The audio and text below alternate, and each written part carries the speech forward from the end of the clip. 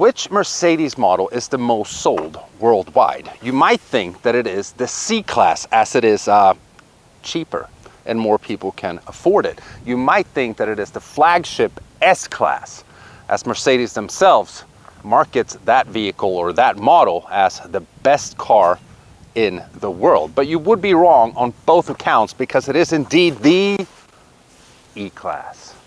And what we have here today is the brand new generation, 6th generation, by the way, fully redesigned Mercedes E-Class. And as it is a brand new generation, it's obviously got a brand new look. It also has a bunch of new cool tech. So in today's video, I'm gonna do my best to display the new E-Class. And I'm doing it thanks to Bobby Rahal Mercedes of Wexford. They lent me this E-Class for the day so I can make a video for you guys. And we're of course gonna start with the exterior. Take a look at the front, talk about the two engine alternatives as well. So here we go. Now, it is of my personal opinion that Mercedes has kind of gone backwards in regards to how they design their vehicles. I personally hate the way the EQS looks, but this new E-Class actually looks really, really good from the front. So we obviously have brand new headlights, we have a brand new grille with chrome inserts. Again, I'm not a huge fan of chrome, but a lot of people are. It's got this black trim around it, and I guess if the chrome trim here was black as well, the grille wouldn't have the same type of features. It would kind of like disappear. I don't know, but it looks good from the front. Now, at the time of filming this video, the two engine alternatives that you can get for the new E-Class in the United States, I should add, is the E350, as our tester here today, and also the E450. So the 350 is a 2-liter 4-cylinder producing 255 horsepower and 295 pound-feet of torque. The 450 is a 3-liter 6-cylinder with 375 horsepower. We're obviously hoping, wishing, and praying for an E63 eventually, hopefully with the 4-liter V8. Don't know if that's actually going to be happening though. We might get an E53 though, but who the heck wants an E53? We need an E63. Yes, sir. The second best angle of the new E-Class, in my opinion, is its profile. It's got a very nice, sleek look. The wheel option for our tester here today are the 20-inch AMG style wheels. So we got 275/35 20-inch tires in the rear, 255/40 up front. Now we got a new door handle design as well, kind of like Tesla-ish. So you put your finger right there, the door handle pops out, and this is a really cool feature. So it says Mercedes-Benz right here, and that reflects in the door, which is, I think, so cool. Now, I have seen some videos online where Tesla's version of these type of door handles can get frozen stuck in the wintertime if it's really, really cold, which obviously would completely suck. For some reason, I feel like Mercedes obviously knows about that problem, and they must have combated that somehow. It is a very nice spring day out here today, definitely not freezing temperature, so I can't really test this out on my own, but I feel like it's gonna work. So we then get to, I mean, in my opinion, again, I guess a proper car review shouldn't be an opinion piece by the reviewer, but I don't know, that's just how I do things anyhow. But the least attractive part of the new E-Class, in my opinion, is the rear end. I mean, it's not horribly ugly or anything like that. It's just not the best designed Mercedes I've ever seen. The taillights, though, do have like Mercedes emblems looking LED lights in them, which is a cool touch, I have to say. Now, as we get down here, we have a nice diffuser, and then we get to the tailpipes, which is very interesting. Like, it's not even a tailpipe. The actual exhaust pipe is underneath this tail-looking pipe. It's kind of weird, but who cares, really? I mean, now, the best way, in my opinion, again, my opinion, to talk about the trunk space is for me, a 6'2" bald Swedish guy, to hop out. I could actually fit pretty nicely in there with some camera equipment, a backpack, and all that kind of stuff. I mean, I could rabble up the cubic feet of inches of space and stuff, but who really understands that anyhow? There's plenty of room in the new E-Class. You can also fold the rear seats down by clicking that button right there, that button. See the seat goes down? It also does it on the other side, of course. Look at that. Now, before we jump inside and take a look at the interior and all the new tech and take it for a drive and so on, I should mention that this car has the night package. When I bought my first C63, the night package meant that it blacked out all the chrome parts. This car pretty much has that, except for on the grille here. But you can tell this part is black, the little splitter down there, the side view mirrors, and this trim around the window is black instead of chrome. It's very nice. We still have some chrome accents right here and in the back as well. But the night package, we're actually going to take a look at the sticker here real quick, is a very cheap option. So you see right there, P55, that's the ordering code, I guess, $200 option. That is a phenomenal feature. And while we're here, we might as well look at what the other stuff costs. So the AMG wheels are $2,200 option. This has a super screen package that we're going to take a look at here shortly. Full MSRP for this car is $81,280. Now, we're going to jump in the rear seat first. Just click that button right there as long as you have your key in your pocket. And we're going to jump into the back seat. I am 6'2". That is my driver's position. So this is how I always measure like knee room, headroom in the rear seat of any car. I'm not going to say it's the best headroom ever. It's not like I'm crammed back here, but you know, but I don't have all that much leeway for my bald head here. Thank God that these seats are curved in, because I do hit with my knees. You know, again, 6'2". This is a 6'2" driver position. You pull up the seat a little bit, which I could. You do have obviously better knee room. With this being you know, the mid-range model, it's not the smallest C-Class or a CLA or anything like that. It's definitely not an S-Class, but it is an E-Class. I feel like it could be slightly better. We also have the leather package in our tester here today, so we got very nice leather interior, and the back of the seats look very good as well. We got a little pocket here. Now this is pretty interesting. So this pulls out and you can store your phone, but I don't know if I'm doing something wrong here. It doesn't have, at least not our specific tester here, doesn't have any cup holders, which is a little odd. With that being said, this is a part that I love. Obviously the driver and passenger seat up front have the same. This looks like a floating type of design, like it's not connected to the rest of the door. It is, if you look over here, but I love this design. It looks great. Good to grab as well when you're closing the door. Nice feature in my opinion. I can't speak highly enough about the Burmester sound system. Probably one of the best in the world for a car.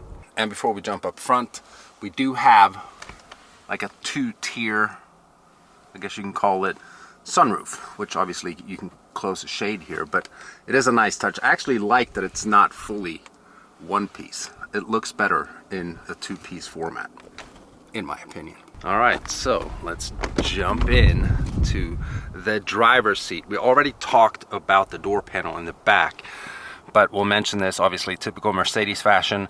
We have the seat controls on the door panel, which is, I prefer that. I'm just used to it as well from owning a bunch of Mercedes cars. It's better than fiddling down here on the, I just don't like it. We have heated and cooled seats, 3 drivers, memory settings for the seats. So let's start her up. There's a lot to talk about here with 3 different screens. There's a lot of cool features right here. So we're gonna start with clicking this home button right there. And then you can scroll through different, look at that, designs of the actual instrument cluster. So now we're in sport. You have a little G-force meter right there. You got a torque meter right there. We got a horsepower meter right there, which is just really cool. Now, it is an E-Class with a 4-cylinder. It's not like an AMG, so we don't have like tons of horsepower to play around with. And then we get this cool little graphic here while we're revving it, and we got our little rev counter right there. We go back to the home button. No home address has been. Could you repeat your input, please? Shut up. In order to use this function, you have to have online voice control. Please take a look at your Mercedes. I don't want to. settings. Be quiet. That is one thing about this MBUX system. Like, you'll sit and like do a car review like I am right now and just talking, and she thinks all of a sudden you're talking to her and she starts babbling. I don't. Anywho, we're gonna click this home button again, and then we'll scroll over here to classic, which, I mean, for a 4-cylinder E-Class, I guess this is kind of where you want to have it. But you can also go to navigation, and this screen can be a full navigation screen and so on. So this is a 14-inch infotainment screen right here that you can do a ton of stuff with. I'm going to try to go through the most important stuff here. So navigation screen, obviously. You can click between 2D. To access the data. Oh my God. North. Go back to 3D. Very responsive. You just zoom and pinch, and it's a good system. Click the home button. Now you can install external apps like TikTok and YouTube, all kinds of stuff. This is a cool feature as well. Look at that. We have a little vlogging camera, standard in the car. How cool is that? There I am. So this feature is mainly for making Zoom calls and so on while you're stationary. You can't use this while you're driving, but I guess you can like vlog in the car, you can record videos and so on. I mean, it's definitely a different feature. Since Mercedes themselves installed this in the dash, they must really value this feature. I mean, it's definitely cool. Look at that. Pretty good resolution on the camera as well. So we're gonna hop out there, and then we're gonna scroll to over here. Go to comfort, ambient lighting. Currently able to set the temperature. 64 different colors of ambient lighting. You can see it change right there. Now, it is as nice of a day as we can have here in Pittsburgh. Not a cloud in the sky. It is as bright as it can be. You still see the ambient lighting. Usually, obviously you should experience this while it's dark, but check this out. We go to brightness. You can put it up to 20.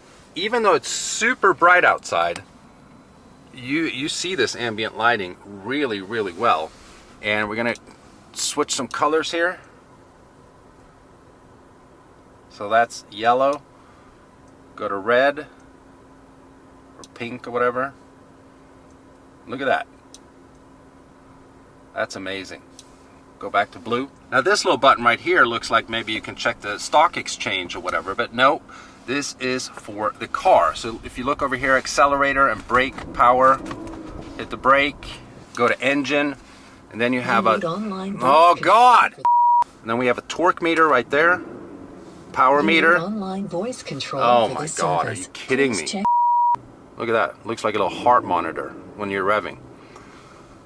There's so many features in this car. You need online voice control in order to God, use you're this annoying. service. You need online Quiet. voice control. Shut up. Ah, she listened.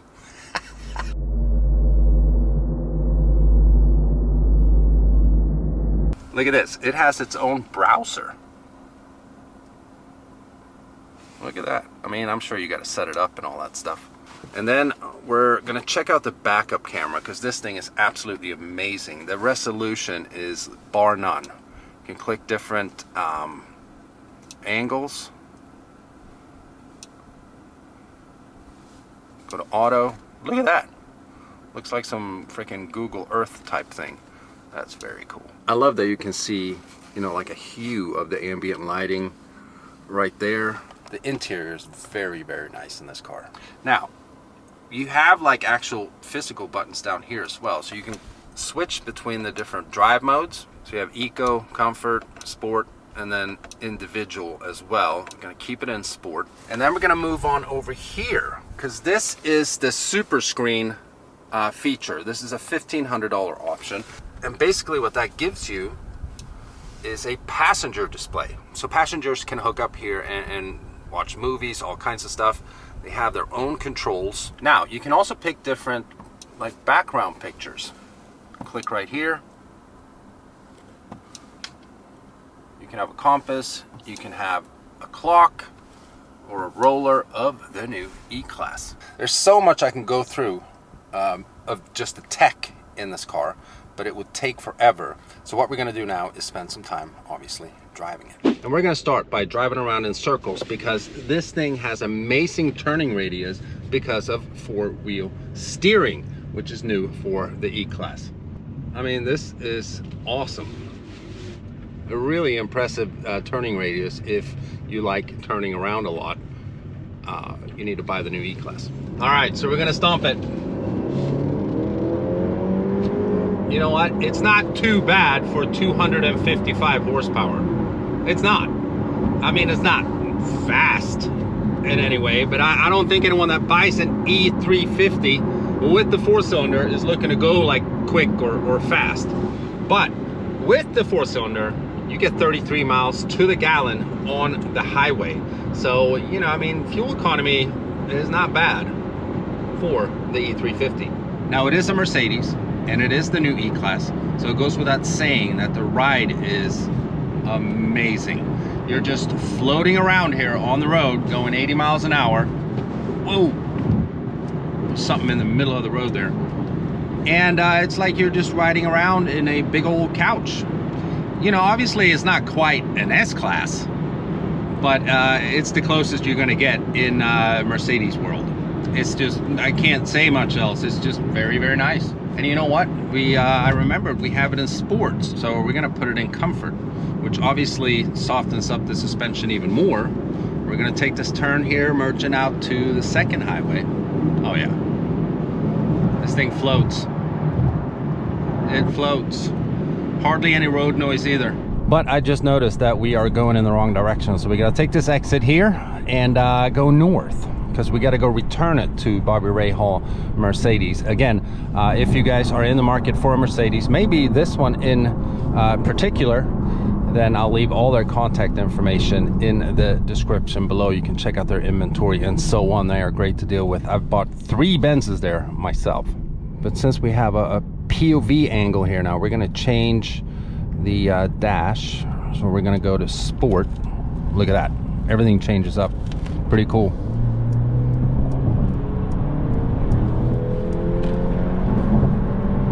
Oh yeah, look at that, the horsepower meter and everything. That's torque, sorry, that's horsepower. Now another thing that we're gonna mention while we're driving here, because I've seen comments from the internet saying that, you know, the super screen feature is something that would be distractive. Like, I don't even think of this screen over here while I'm driving, to be honest with you. And it's not like this screen is overly distracting either. I think this might be a little busy. I think it looks cool. I'm not trying to knock it, but it is a little busy with everything happening and going on here. I love it. This interior is absolutely amazing. The seats are super comfortable. And like we said already, the ride is amazing. It is a Mercedes, and it is the new E-Class. So nothing to complain about when it comes to driving this car. It feels so good. Now the engine is mated to a 9-speed automatic transmission. You do have paddle shifters here, and you can click right there for manual shifting, and then we'll see how quickly it shifts. You won't really hear anything because, again, it's a 4-cylinder, but I'm downshifting. It's responding pretty quick. So we put it back in sport, in manual, to see if it shifts quicker. And it is pretty responsive, to be honest. So if you want to drive your E-Class manually, you can. So we haven't even talked about cup holders and stuff like that, but we have 2 right here. And then you have a slot in here for wireless charging of your phone, and then you can store your wallet and so on. So we're going 50 miles an hour. The only thing you can really hear is opposing traffic. It is so quiet in here, which... Sorry, something seems to happen. So yeah, it's safe to say that the one thing that I don't like about this car at all, and it's not just the E-Class, it is Mercedes, you know, the voice recognition system in general. Like, I'm sure you can kind of like tune it or turn it off or whatever, but you'll sit in the car and like talk, and all of a sudden she starts talking. Like, I don't understand why that happens. There must be so many complaints about that. They should have fixed that. You should have like one keyword or have to push a button before you start using the voice commands. The car shouldn't just start talking to you randomly about nothing when you're not even talking to it. It's weird, very weird. But other than that, this car is great. So I'm driving back to the dealership here, and it's actually a pretty nice day outside. We have 64 degrees. Spring is definitely here in Pittsburgh, PA. And out of all the Benzes that I've owned in my life, and the ones that have cooled seats, or ventilated seats, I should say, because that's what they are, I've always felt like they're not good. They don't really do the job when you're warm and sweaty. But in this car, I don't know if they've bettered them somehow. It actually feels like air-conditioned seats, because personally I prefer cooled seats over heated seats. It is just so nice in the summer. So with that being said, it's a little odd way to maybe end the review talking about cooled seats, but here we are. Again, I want to give special thanks to Bobby Rahal Mercedes of Wexford for letting me review their E-Class today. Check them out if you guys are in the market. I'll leave all their stuff in the description below. I hope you guys enjoyed the review. Let me know what you think of the new E-Class in the comments below, and I'll see you guys in the next one.